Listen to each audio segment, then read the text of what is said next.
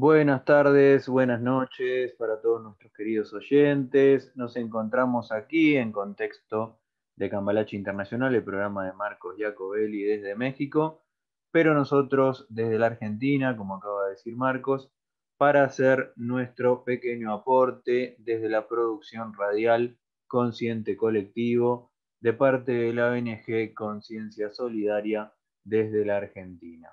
Mi nombre es Matías Ruiz, me acompaña la licenciada Luciana Gagliardo, presidente de Conciencia Solidaria ONG, y el día de hoy en este encuentro donde hablamos acerca de problemáticas socioambientales de la región y del mundo, nos vamos a enfocar en la problemática megaminera en la Argentina en particular, en varias provincias de la República Argentina. Así es, y buenas tardes, noches para quienes nos están escuchando en México, en Argentina y en diferentes puntos del mundo. Muy buenas noches, compañero Marcos Jacobelli. No, como decía Matt, esencialmente estamos o venimos trabajando, si bien diferentes problemáticas ambientales, este último programa, el anterior al actual que estamos hablando en el día de hoy, estuvimos charlando sobre lo que es la megaminería. La megaminería como forma de extraer metalíferos de diferente índole, metalíferos incluso radiactivos para diferentes tipos de industrias y en gran escala, por eso megaminería, megaminería hidroquímica justamente por la utilización de tóxicos y grandes cantidades de agua pura que se quitan o se le restan a las actividades regionales, económicas de las provincias, justamente en el interior del país, sobre todo en la Argentina profunda, así como también ocurre en diferentes países de Latinoamérica y el mundo. Entonces hablamos de agua y hablamos del uso de tóxicos. Y también hablamos en el último programa no solamente sobre la utilización de insumos de lo que normalmente se llama recursos naturales, y en este caso lo consideramos bienes comunes, sino que además hay consecuencias, generan pasivos ambientales, filtraciones de agua con tóxicos, se rompen los diques de cola, que son estos diques donde están los desechos de la industria megaminera, se producen derrames, la voladura de montañas emana gases que son algunos llamados las hijas del radón, justamente de este elemento que termina siendo nocivo para las vías respiratorias, que pulula en el aire, que viaja con vientos muy leves, más de 700, 800 kilómetros, y que son elementos radiactivos. Entonces, la actividad megaminera, por donde se la mire, no reditúa, no reditúa para quienes estamos en zonas, en tierras, en territorios que padecemos el flagelo extractivista. No hablamos que no les redituara a las empresas. Particularmente hoy queremos mencionar un tipo de extractivismo que se viene desarrollando. Si bien en muchas partes del mundo, lo vamos a focalizar también en Argentina. Sabemos que en California, Estados Unidos, en China, sobre todo, que es quien está a la cabeza de este tipo de industria, se trabaja, pero particularmente queremos hablar de algo que se conoce como tierras raras o lantánidos en Argentina. Y estos lantánidos o estos yacimientos de tierras raras, vamos a empezar a dilucidar un poquitito qué son, de qué se tratan. Cuando uno busca o salen notas o informes, generalmente se manifiesta que hay poca información sobre este tipo de yacimientos de tierras raras, en particular en Argentina, y que desde hace unos cuantos años, si bien hace bastante tiempo que se han descubierto, los elementos particularmente, que ya los vamos a puntualizar cuáles son, tienen un valor que va increciendo en la industria electrónica y de lo que conocemos como Internet. Las formaciones de estos elementos datan de unos 390 millones de años y, como decía, ya hace bastante que se descubrieron, lo inició un finlandés, Johan Gadoli, que los descubre en 1784. Estas tierras raras, como venimos mencionando, recibieron su nombre por la apariencia que tienen, que es una especie de grisáceo terroso, justamente por el color de los óxidos. Y que tiene también una composición química y por el bajo número atómico. La mayoría de los descubrimientos que se hicieron más allá de lo que este finlandés Johan Gadolin descubrió en 1784, se dio a finales del siglo XVIII, pero la parte grosa fue a posteriori de la Segunda Guerra Mundial. Son definidas estas tierras, estos lantánidos, como un grupo de elementos químicos que están formados o conformados por el escandio, el itrio y los 15 lantánidos. Son 17 elementos de la tabla periódica. En Argentina particularmente tenemos yacimientos en Catamarca, y después vamos a hacer un comentario bien importante porque es una denuncia que está recientemente hecha y publicada. Se extrae particularmente del yacimiento Bajo la Lumbrera. En Salta trabaja la empresa canadiense Arta Resources. En San Luis, la canadiense Wealth Minerals.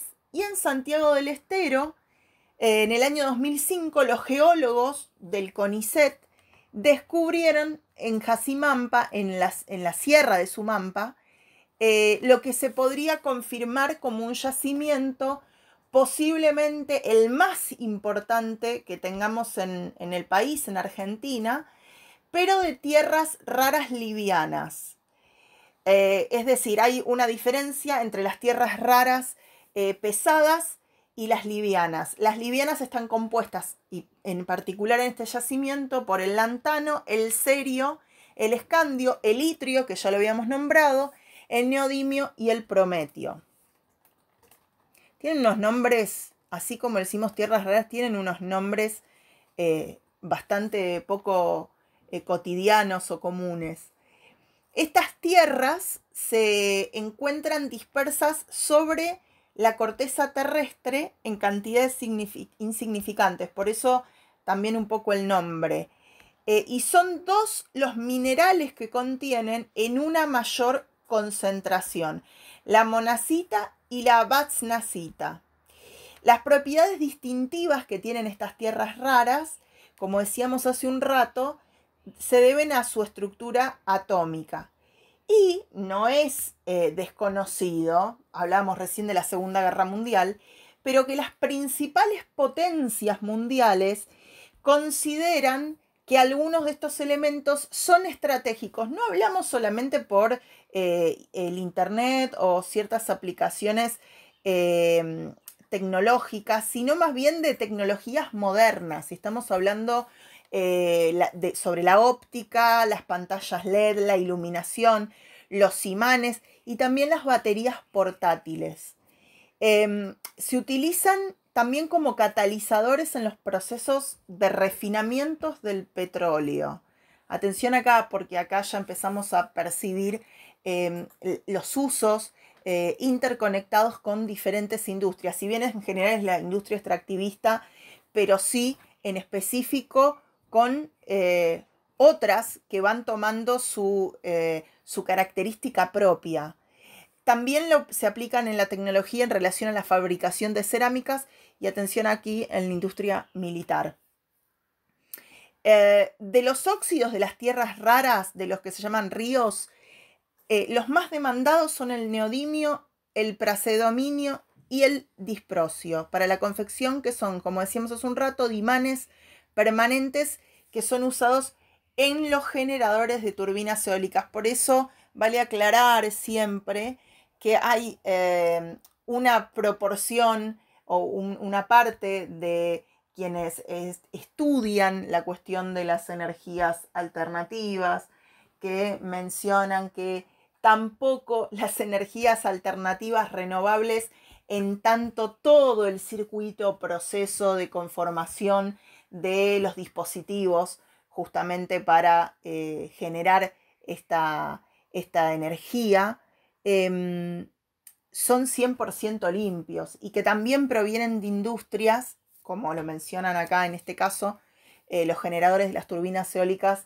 que utilizan materiales que provienen de la megaminería.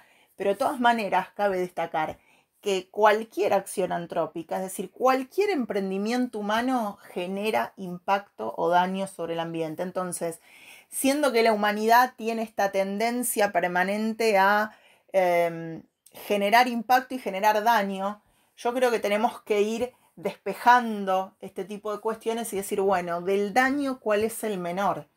Sobre todo en situaciones como venimos charlando en otros programas, cambio climático, una especie de no poder tener un punto de retorno y donde hay procesos particulares como el deshielo, entre otros, vienen como sin la posibilidad de hacer una reversión que consideremos significativa.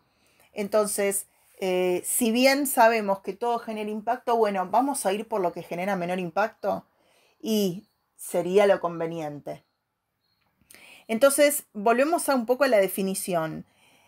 Calificadas como raras, justamente porque es difícil encontrarlas en su forma pura, sabemos que de todas maneras la abundancia de este tipo de elementos es en la corteza terrestre relativamente alta.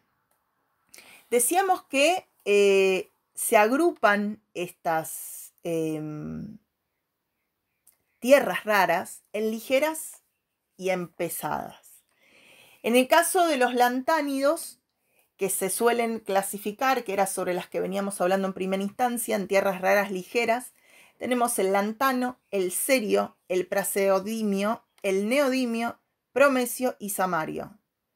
Y en las tierras pesadas tenemos el europio, el gadolinio, el terbio, el disprosio, el olmio, erbio, tulio, iterbio y lutecio.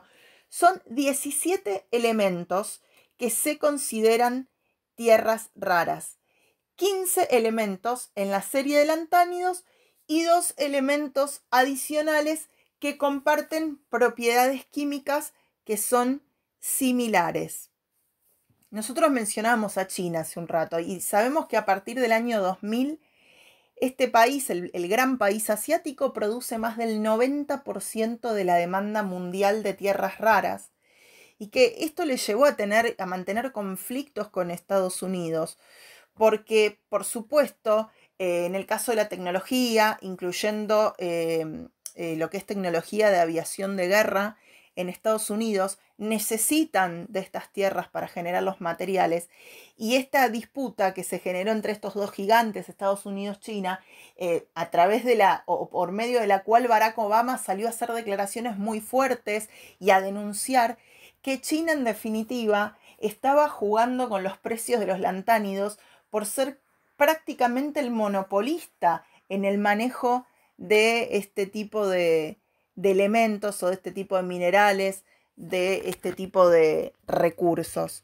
Cuestión que intensificó las tensiones entre estos dos gigantes de Occidente y de Oriente.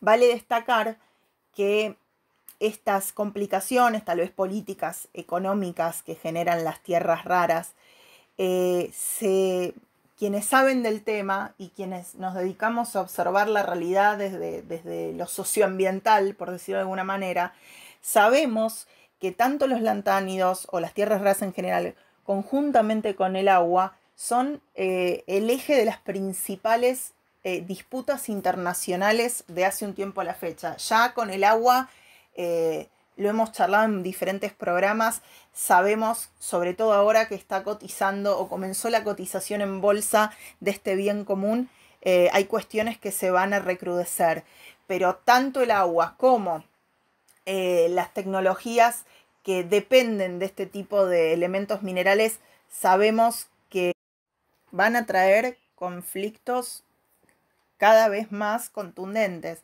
Pero recién hablamos en el caso de Barack Obama, enfrentado, denunciando públicamente la actitud de China, donde no solamente se han bajado los precios, manejan el monopolio prácticamente al 100%, justamente hablamos de un monopolio, pero me refiero al comercio en términos de lantánidos, y por lo tanto han maniobrado los precios de forma tal de que el valor hubiera quedado tan por el piso, tan abajo, que después lograron, a través de una estrategia económica simple, no demasiado complicado de entender, quedarse y comprar los yacimientos en otras partes del mundo, es decir, seguir acaparando estos lantánidos. El gigante asiático para los negocios está teniendo muy en claro, y para las necesidades a futuro del planeta, de hacerse de los recursos estratégicos. Y en el caso de la administración de Trump, sabemos también que directamente, y entendiendo la característica del expresidente norteamericano, lo amenazaron abiertamente, en el caso de China, con cortarle 100% el suministro de estas tierras raras. Ahora, ¿por qué también, si uno se pone a pensar el negocio de acaparar y de tener muy aceitados los mecanismos para la extracción? Justamente porque uno de los puntos particulares de estas tierras raras es que, si bien no son extrañas en sentido de que se pueden encontrar en diferentes puntos del planeta, no con demasiada dificultad, pero el tema es que las complicaciones en realidad son para encontrarlas, pero sobre la cuestión de las vetas. ¿A qué nos referimos? Podemos encontrarlas en muchos lugares, pero no con vetas abundantes en estado puro, es decir, en minas en las cuales se puede extraer mucha cantidad de material en la forma más natural posible, o sea, donde la concentración o esta ley de mineral, que decimos siempre, la cantidad o concentración de los materiales a ser utilizados, buscados o requeridos por las empresas sobre la tonelada de roca.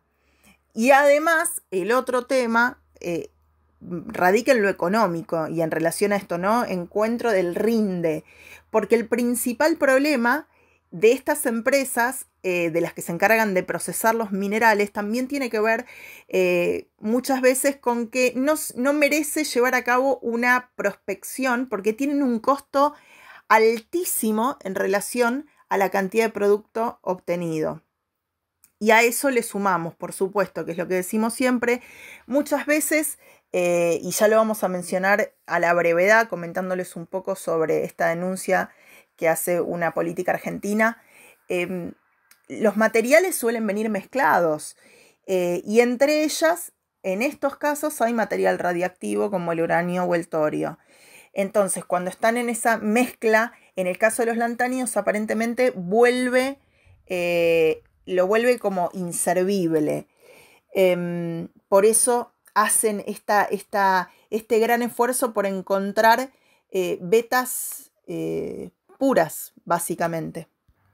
Y también tener en cuenta dos cuestiones fundamentales que son no solo los rindes económicos, sino también los problemas medioambientales que derivan de la extracción, como toda actividad extractivista, que siempre lo repetimos.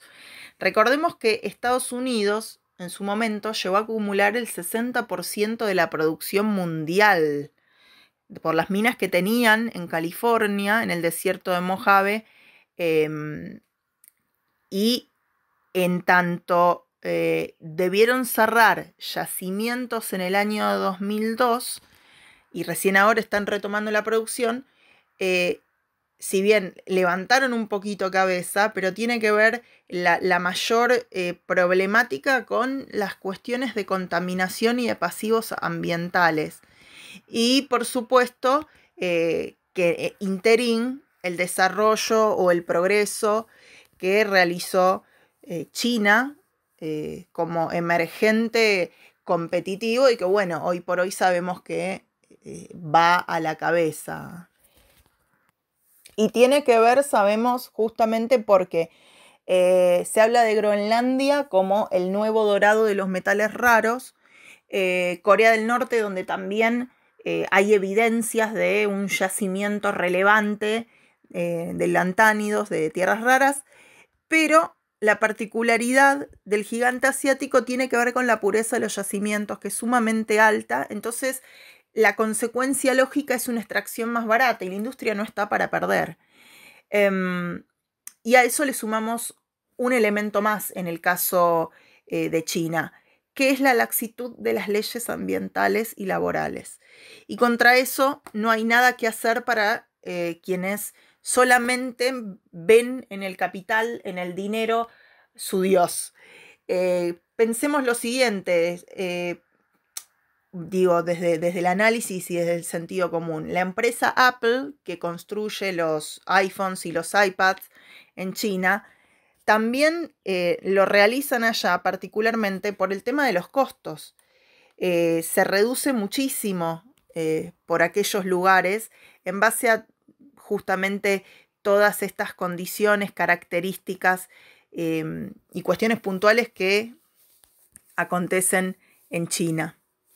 Y mencionábamos hoy que queríamos comentar sobre, y en relación a este mismo tema, una denuncia pública que hace la investigadora, socióloga y política Alcira Argúmedo, aquí en Argentina, que dio a conocer cifras que en nuestro país realmente son no solamente desorbitantes, sino que son preocupantes, sobre todo teniendo en cuenta en una economía de pandemia, no solo a nivel mundial, sino a nivel nación, porque acá en nuestro país la verdad que la estuvimos pasando bastante duro respecto a la economía. La pandemia creo que fue, si bien la economía siempre estuvo tambaleante, en los últimos 5 años fue profundizándose la crisis a niveles caóticos. La pandemia lo que hizo fue darle un golpe de gracia. Y Alcira Argúmedo lo que hace es colocar un dato que realmente hay que ponerle el oído. Porque saben ustedes, a partir de que nosotros también venimos trabajando, contando, comunicando, denunciando sobre lo que hace el extractivismo en nuestro país, que Minera Lumbrera, una de las primeras empresas mineras en nuestro país y que hoy son conocidas las consecuencias ambientales. Le comentamos para quienes no saben que Minera Lumbrera se encuentra en Argentina, en la provincia de Catamarca, y particularmente tiene el primer fallo en América Latina donde se procesa a una minera por el delito de contaminación. Le contamos a la gente, para quienes no conozcan, aunque ya lo hemos hecho en otras oportunidades, Minera Lumbrera tiene iniciada una causa caratulada Juan González sobre denuncia que radica en Tucumán, en la provincia de Tucumán, y que existe desde el año 1998. Y en la misma lo que se hace es sentar en el banquillo de los acusados a Julián Patricio Rooney, ex CEO de la empresa, entre otros funcionarios. Es un fallo y es una causa que todavía se lleva a cabo desde hace 15 años que se está trabajando sobre la misma, en la cual Conciencia Solidaria participa activamente como querellante, tratando de que en algún momento finalmente se haga justicia. ¿Y cuáles eran los datos que quería contarles estrictamente? Aparte de eso, les hice una introducción de lo que era Minera Lumbrera, pero Alcira Argúmedo lo que manifiesta, y lo hizo también a través de Twitter, de la red social, que geólogos de la Universidad de Tucumán analizaron barros de la exportación de Minera Lumbrera. Esto me hace acordar, haciendo el seguimiento de la causa, ¿no? Después de tantos años donde estaban los peritos y prueba contra prueba, y seguimos tratando de sostener para que no prescriba esta causa, determinaron justamente que el monto del contrabando de las denominadas tierras raras asciende a 8.267 millones de dólares. A ver si se entiende. La empresa minera Lumbrera declara determinados minerales a la hora de sacarlos fuera del país. Declara 3 metales. Pero de contrabando, y en estos barros, ¿sí? Estos materiales que los geólogos de la Universidad Nacional de Tucumán investigaron, se encuentran 22 elementos más de tierras raras que vale aclarar que son más valiosas que el oro. Entonces, si uno se pone a pensar, en realidad, el saqueo, que en este caso simboliza 8.267 millones de dólares anuales, es mucho mayor. Y uno termina pensando que no solamente, y esto lo venimos trabajando, esto ahora lo están denunciando, pero quienes estamos en la causa sabemos que es así, y lo venimos mencionando hace muchos años, más de una década, que no solamente existe el delito de contaminación, como les venía explicando, sino que también está el delito de contrabando. Y además de delinquir contrabandeando y contaminando, siempre decimos que para que haya cuestiones, por ejemplo en el caso de la industria extractivista, que se puedan llevar a cabo con todas las irregularidades que demanda el caso, hay una connivencia, una complicidad entre el Estado, es decir, el sector público, y el sector privado, que son estas empresas. ¿Y qué pasa en este caso? También hay delito por incumplimiento de deberes de funcionario público. Todos aquellos funcionarios públicos que son corruptos y que permiten, a través del uso de la administración pública, que todas estas cuestiones acontezcan.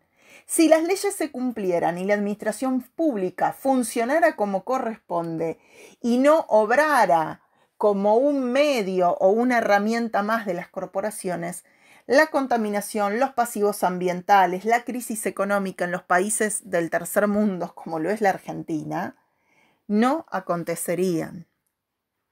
Ni hablemos cuando, datos que también pasó esta socióloga, esta política argentina, que mencionaban que en 2020 el contrabando de la soja y el maíz incautado tuvo un aumento del casi 56% en relación al año anterior, o sea, 2019.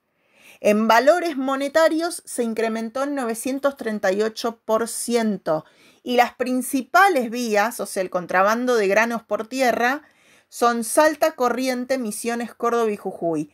Pensemos lo siguiente: contrabandean con todo. Hay un contrabando generalizado.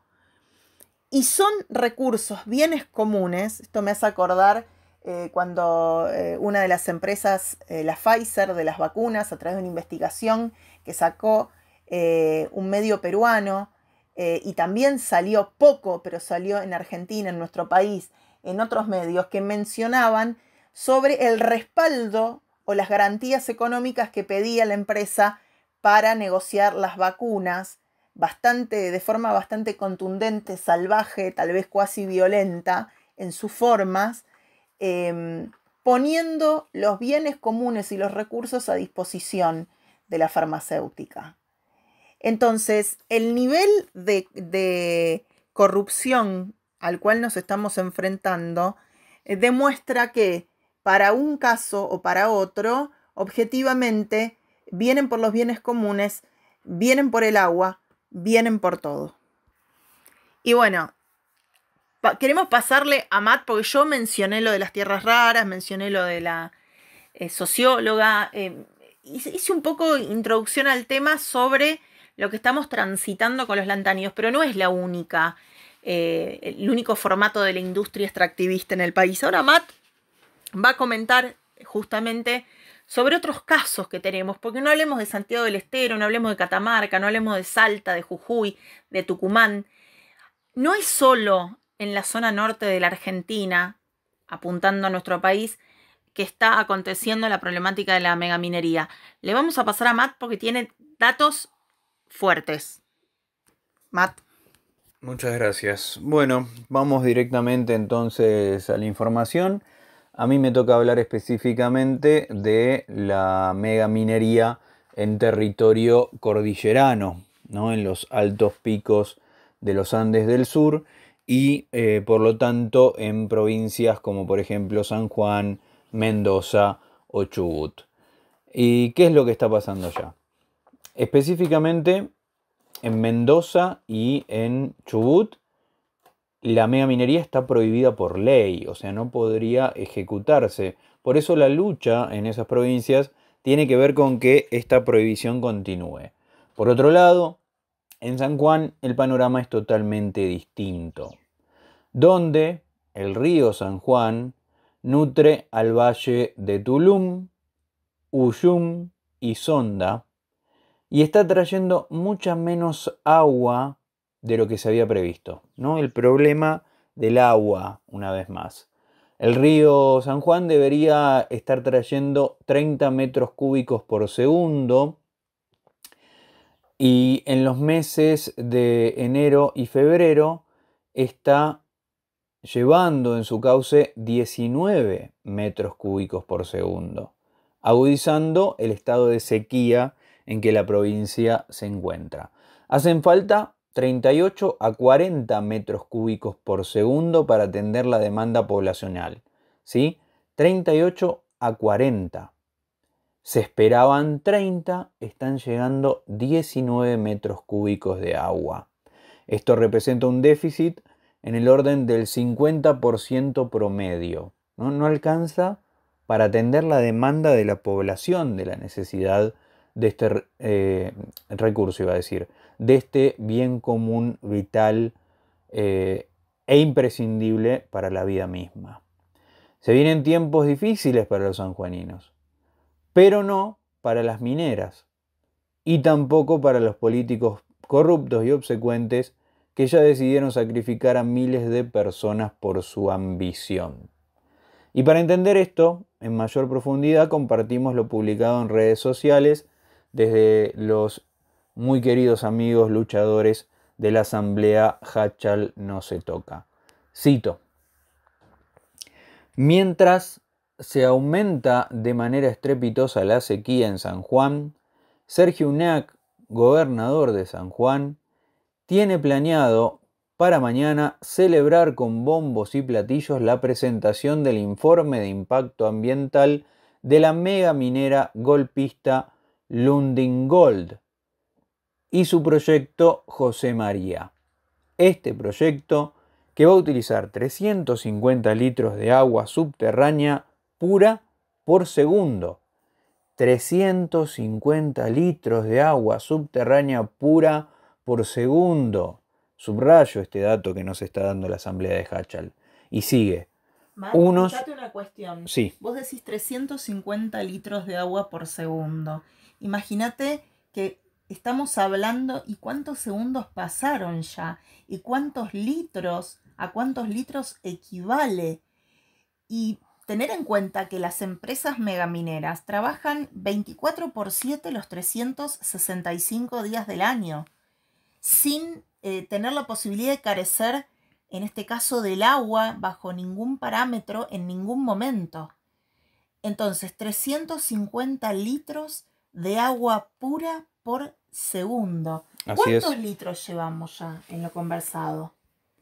Muchos, tantos como que justamente a lo largo de un día, en 24 horas, se trata de una cantidad de agua tal como, atención, 30.240.000 litros de agua pura por día. Repito, 30.240.000. 24 horas, obviamente, durante 19 años va a estar funcionando, si es que la provincia de San Juan lo aprueba, este proyecto de Lundin-Gold llamado José María. Esa agua potable, sigo leyendo ahora a la asamblea Hachal no se toca, agua proveniente de las nacientes de nuestro río Hachal, contaminando la misma de forma directa. Tal vez escuche de fondo ahora mismo las gotitas de una hermosa y tranquila lluvia que está aconteciendo ahora en el noroeste cordobés. Bueno, ¿qué pasa entonces en Chubut? Esta es la situación en San Juan, como decíamos. ¿Qué es lo que está pasando hoy por hoy en Chubut, más al sur, en la Patagonia Argentina? Bueno, pasa que la enorme movilización social y un informe científico y la dilación de la justicia suspendieron por el momento el debate para habilitar la megaminería en Chubut. No puede haber, como decíamos, está prohibida por ley. El gobierno provincial, encabezado por Mariano Arcioni, pretendía aprobar un proyecto de zonificación que permitiría la extracción de plata y cobre en la plena meseta. ¿Sí? Eso pretendía hacer el gobernador Arcioni. Dijo Arcioni: la prioridad es el inicio de clases. La zonificación minera puede esperar. ¿Qué tema el inicio de clases? ¿No? Tema que no podemos trabajar ahora porque estamos en otra cosa. A la prensa local le dijo esto el gobernador Arcioni, desestimando así una nueva convocatoria como la que fracasó el 5 de este mes, ¿no? La convocatoria para aprobar la zonificación. Y también indicó que continúa el debate sobre el proyecto oficial y el mejoramiento, dado los tiempos que requieren, porque somos respetuosos, dijo Arcioni, ¿no? Respetuosos de quién, eso no está aclarado. Porque, recordemos, Arcioni, el gobernador, para ganar las elecciones y acceder al cargo público que ahora mismo ocupa, declaraba ser antiminero. Y ahora está tratando de hacer esto otro, ¿no? De abrir la zonificación para que la minera se pueda instalar en la provincia de Chubut. Para poder saltar las prohibiciones de las leyes provinciales, como la de Mendoza o la de Chubut, las mineras proponen como técnica, ¿no? Porque tienen prohibido el uso de cianuro, con ambas leyes, tanto con la ley mendocina como con la ley chubutense. En el caso de Mendoza, la ley 7722 y en el caso de Chubut, la ley 5001. Decíamos entonces, tienen prohibido el uso de cianuro. Veamos qué es lo que están planteando las mineras entonces. Proponen la técnica de flotación, que utiliza agua, detergentes y reactivos para poder rescatar el mineral, sea plata, cobre, ¿sí? El mineral que fuera el que están tratando de extraer y separarlo de la roca. Uno de esos reactivos que utilizan es el xantato. Empieza con X. Xantato. Se puede incluir este material, este reactivo, entre las sustancias tóxicas también. Al reaccionar con la poliacrilamida, el xantato genera bisulfuro de carbono, que es un compuesto del cual se puede obtener, chachán, ácido sulfúrico. El xantato puede derivar en ácido sulfúrico. Para poder dimensionar el grado de afectación al ambiente, también es necesario analizar las características del proyecto Navidad, un yacimiento de Pan American Silver que espera explotar hace 11 años, ¿sí? El yacimiento Navidad. El estudio preliminar estimaba una producción de 15.000 toneladas diarias, en promedio, considerando una vida útil de la mina de 18 años, ¿no? Hablábamos antes, en el caso chubutense, del proyecto José María, que esperaba funcionar durante 19 años, y ahora estamos aquí en esta otra provincia de Argentina, hablando de un proyecto que espera funcionar también durante 18, ¿no? Muchos años de contaminación del agua, del suelo y de uso del agua en estas proporciones monstruosas que estamos charlando.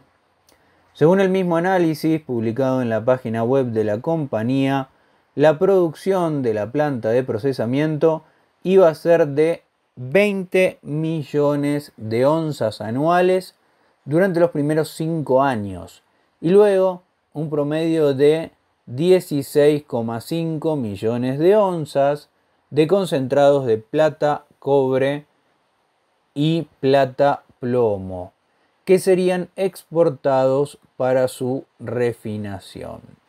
¿Sí? Esto con esta técnica utilizando el xantato, esta sustancia que puede derivar, repetimos, en ácido sulfúrico. El xantato, sin embargo, no figura en ninguna norma argentina como sustancia tóxica. Pero, en 2015, el senador Fernando Pino Solanas, recientemente fallecido, presentó un proyecto de ley para prohibir su uso al incluirlo entre las sustancias químicas peligrosas y dañinas para el ambiente. La iniciativa fue acompañada por Magdalena Odarda, de Río Negro, y por el actual gobernador de Jujuy, Gerardo Morales. Nunca llegó al recinto esta propuesta para declarar al xantato sustancia tóxica. No se llegó a tratar. Por otro lado, la mesa técnica del CONICET, este organismo investigador de la Argentina, uno de los más prestigiosos, del cual hemos hablado muchas veces en estos programas de Consciente Colectivo, junto con el Centro Nacional Patagónico, informaron, cito textual: el río Chubut es uno de los de menor caudal de la Patagonia, que a su vez abastece el recurso a más del 50% de la población, sumando a su uso en la producción del valle, y que la megaminería lo pondría en peligro, según este informe. Recordemos, de la mesa técnica del CONICET y del Centro Nacional Patagónico, ¿sí? No es un río caudaloso el río Chubut, y sin embargo abastece el 50% de la población de la provincia y a la producción también del valle. Y la megaminería obviamente lo pondría en riesgo, en serio riesgo. Además, el estudio agrega que el cambio climático provocará una reducción del caudal en las próximas décadas, ¿no? Más reducido todavía, a causa del cambio climático. Y cito nuevamente: sumado a las condiciones de escasez de agua de la región, los escenarios de cambio climático por sí mismos generarán situaciones preocupantes de estrés hídrico en el futuro. En las últimas décadas se han registrado cambios en las variables climáticas que regulan la disponibilidad de agua dulce en nuestra región. ¿Sí? Lo que venimos charlando en este espacio de Consciente Colectivo durante prácticamente todos los 30 y pico de encuentros que llevamos, siempre hemos hablado de la importancia del agua, de su importancia fundamental, mientras se escuchan las gotitas de agua cayendo aquí en Córdoba, siempre hemos rescatado la importancia fundamental de este bien común, imprescindible para la vida misma de todas las especies de este planeta, y que está siendo puesto en riesgo, en mucho riesgo, y a nivel global, no aquí en la Argentina solamente. Sigamos un poquito más con la situación de Chubut. Si el proyecto se concreta, se desarrollará en la cuenca de Sacanana. Los argumentos oficiales sostienen que se trata de una cuenca endorreica, es decir, que no se comunica con el río Chubut. Sin embargo, los científicos aseguran que los acuíferos de esa región podrían ser sus reservorios de agua del futuro, cuando el caudal del curso de agua disminuya por efectos del calentamiento global. Lo que actualmente no estaría, entre comillas, en riesgo, en lo futuro podría ser imprescindible para la vida y ya se habría puesto en riesgo por estos proyectos nuevos.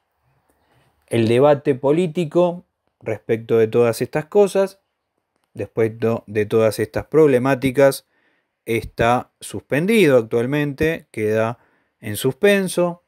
Es más importante el comienzo de las clases, es más importante que este año en la Argentina habrá elecciones y no hay que estar dando noticias que puedan torcer hacia un lado o hacia otro las decisiones electorales de la población, ¿no? Obviamente.